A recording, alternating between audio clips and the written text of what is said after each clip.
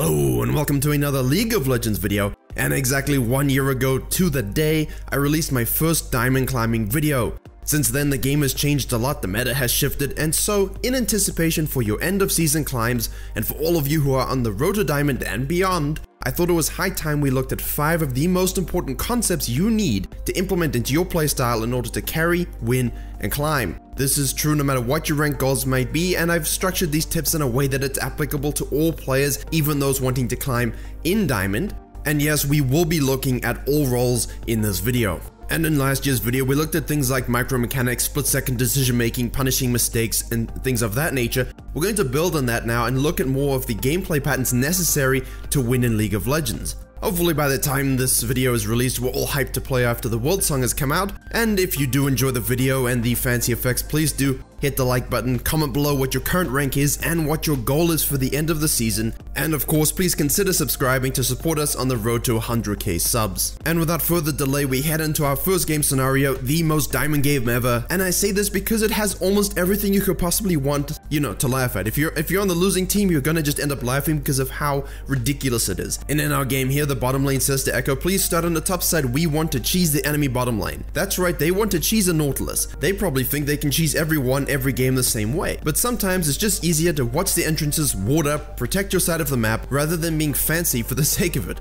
Well, Zoe wasn't in game on time, didn't get the memo about the strategies, much like Aatrox tells Varus, and walks almost point blank into a Nautilus hook. Now you know my feelings about people who aren't in game on time and then just walk into an invade. The Echo placed a ward, so they saw the fact that Nautilus was coming. But if you're the Zoe and you're about to get hooked, just respect flash. What does respect flash mean? It means when you see a hook or something coming that could CC you, flash before it hits you rather than afterwards. You're Zoe, you basically have another 9 flashes on the map for the taking. Now because she dies and the enemy is confused as to where the rest of the blue team is, they figured it'd be free to simply invade and steal the red. As a counter to this, the Echo and Poppy move on up to take Rengar's red. Now the diamondness of the situation is going to get exponentially greater. You see, in diamond, while there are half of the players who are like this Draven and Morgana, the other half will be like the Nautilus and the Rengar. They will take advantage of those things when you don't do them. And that's why Plat and Diamond can be such a mixed pot of nonsense. The Morgana and Draven, as you can see, still want to cheese. They have seen what's happening, but they haven't considered anything other than the fact that the bottom lane is going to go bottom lane and they're going to cheese them. The problem is it's a Nautilus and they do this into a minion wave. However, because it's Draven, they are still able to grab a kill. Pause frame. Now those of you who are destined for diamond and beyond would have thought, hey Virkayu, what about the Rengar? And you'd be 100% correct. Hello Kitty shows up after doing his Krugs and capitalizes on the empty head of the Draven, grabbing himself a second kill already. Morgana hangs around for no reason, the Nautilus dives. She is able to pick up a kill on him, but the problem is Rengar killed her, and so that's 3 on him. That's 3 bone tooth stacks on Rengar at level 3. That's almost as good as it gets. However, this doesn't necessarily guarantee you win the game. What wins the game is the following: the first rotation, the first roam, the first team play that will dictate the pace of the early and mid game. Whatever that may be is the key to victory. So the team that pays attention to other lane states and proactively makes a play based on that will most likely come out on top. You need to expand your mind, expand your brain, stop looking only at your lane or only at your jungle. Draven and Morgana are already guilty of not doing this and as such have paid the ultimate price, a hugely fed Rengar. Now because of these early shenanigans, the Nautilus and Kaiser are able to grab themselves another 2v2 kill, they shove the wave to deny, and Kaiser preps to go by. The Nautilus had died and he just bought his full resources, so why would he go back? He, however, sees that Zoe is hard pushing, the Xerath is forced to go back, and the Rengar is forced to hold the tower. Junglers, remember, hold towers. Now if the Nautilus chilled and he was, hanging around, absorbing experience, maybe he went back as well, nothing would come of this play. The blue team would have time to catch up and Rengar's 3 kill impact would be lessened. Instead, he rotates up through the river, he doesn't have to worry about vision because of Zoe's lane state, and Rengar picks up his 4th kill. It was close, but he gets it. If Zoe was paying attention to her bottom lane or anything else other than what her lane was doing, she would have shoved and backed up. It's not worth dying and giving more kills away. Now junglers are not exactly innocent in these types of plays. If we reverse slightly, and because of the vertical jungling nature due to the invade, the Echo has just finished his wolves. Now you see Nautilus walk through that Tribush control ward, which of course he thinks about clearing but doesn't, because if he did, he'd be 2v1'd. So as a jungler, if you want to get to diamond, if you want to climb through diamond, you cannot think you're innocent and say, well Zoe, I pinged it out, Nautilus is coming, look, we saw him. Well, you go and do your raptors. No. Understand what the Nautilus wants to do. Read the lane state of bottom lane. Understand that Nautilus has just come back. He wants to rotate now. He's going to try and make a map play, shove on up the mid lane, shadow her, and perform a counter gank. Even if you don't get kills, you deny them getting one, and perhaps chunk Nautilus enough that he has to go back, and now your bottom lane has a 2v1 advantage for about 30 seconds. So understanding what each lane is doing and where they might be going can help you when you don't have total vision control yet. Whenever you understand this and you set up vision around it, when enemies show up on those wards, it gives you another checkpoint of confirmation that you can use to extrapolate their behavior even further. So if we jump back into our game, you've got the Echo in the bottom lane thinking, okay, let's set up a gank, let's go 3v2. And so uses the completely forgotten about lane bush gank. Seriously, junglers, they exist, use them. The issue is that despite them being on the same team, no one had realized Zoe was back in base and just returning to mid lane.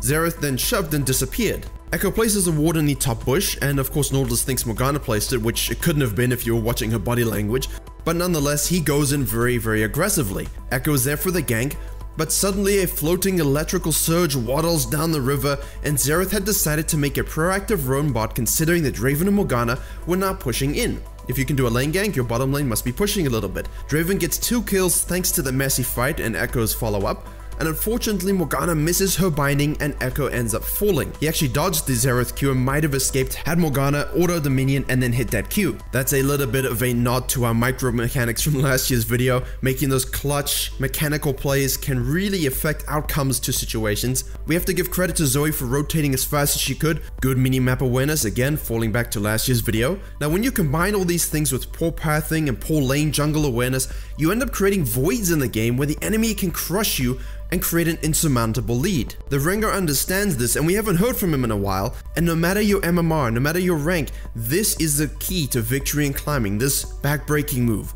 And to lead us on this final journey of this example, and we'll look at 2 more examples of this at the end of the video, but here you have Zoe wanting to go ward the Rengar's red after that bottom lane play. The issue is, given Rengar's lack of presence on that side of the map, he's most likely on the top side of the map, and there is no champion in the game like Rengar that punishes lazy pathing more. It would have been prudent to place a control ward in that bush earlier if you wanted to go and ward his red. Unfortunately, she just thinks he doesn't exist and starts to walk on out.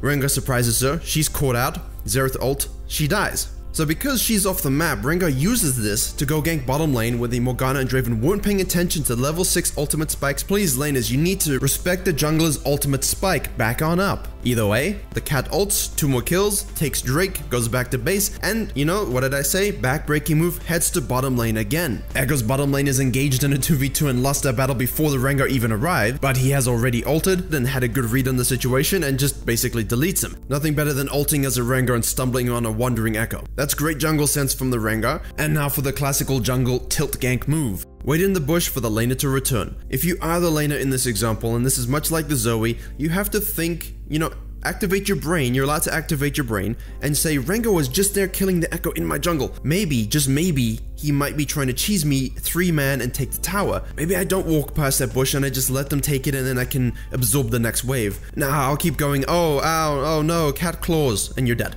And when you have a 7-8 kill Rengar at this stage in the game, it's going to be tougher to come from behind, and the higher up you go on the ladder, the less likely it is you see hardcore throws.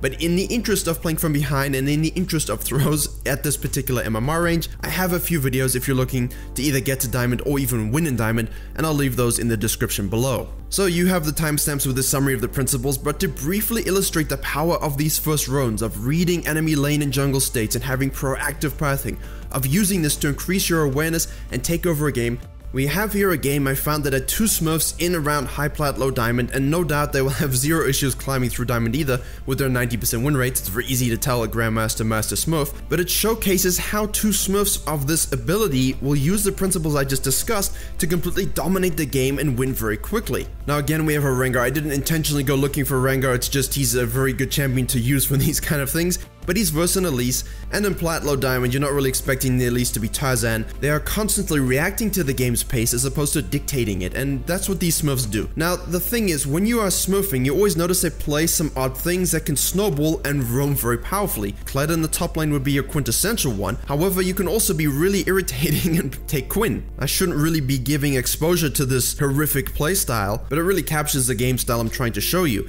The Elise is stuck in a formulaic strat. Blue side, take red, look to gank, scuttle. Not thinking, hey look, there's a Quinn, perhaps I should start on the red side just to avoid any shenanigans. The Quinn has ignite.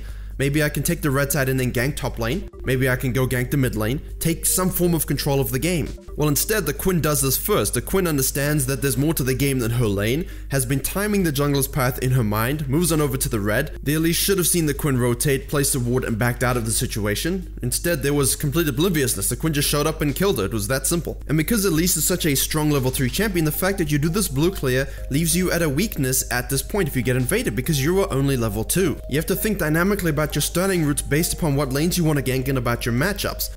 You're against a Rengar, so you probably want to be level 3 if you're going to run into him at the crab, or get invaded by the Quinn. She returns to the top lane with double buffs and as a ranged top laner, that's absolute Christmas. And in addition to all the things we've talked about in this video, what do Smurfs do very well? They completely, psychologically and physically abuse a lane and shut it down early. Gank, kill the Blitzcrank. Doesn't matter that it's Blitzcrank. A lot of you are going to focus on the fact that the picks are weird. It doesn't really matter. You can still win any game. You can win with Soraka top for goodness sake. But after the gank on the Blitzcrank, when he TPs in, they kill him again. Now Quinn is level 6 with double buffs. And instead of waiting for a nice opportune time to roam mid and make a play like most Quinns will do, they're just ult back to lane. She goes straight to the bottom lane, the decisive lane in this meta. They grab a kill, and because the jungler and top lane are both here, they secure that fire dragon. And where's Elise? She's on the other side. She didn't do a Krugs, she didn't camp sequence properly. She's only focusing on her own pathing, on her own farm, on her own levels. Yes, she tried a gank here and there, but there was no understanding of the lane state of top lane. What does Quinn want to accomplish? What does Rengar want to accomplish? What are the objectives on the map they could go for? And yes, a champion includes an objective for a Quinn. And as such, you've got a Fred Quinn, you've got a Fred Rengar, the gank again on the mid lane, and that's the game. And that's what I want to leave you with. Rotations wins games. The first to rotate is the first to win the situation, is the first to get the objectives. Objectives are what you need to get the Nexus. Look at these clips as I'm speaking to close now of mid laners, of top laners TPing into crucial early game situations to make plays, to counteract jungle plays. And basically these games were won in those moments. Very early on. You also need to make sure that you are using safe pathing all the time. When you are behind, the worst thing you can do is step on out in front of a Rengar who's just gonna pounce you and kill you.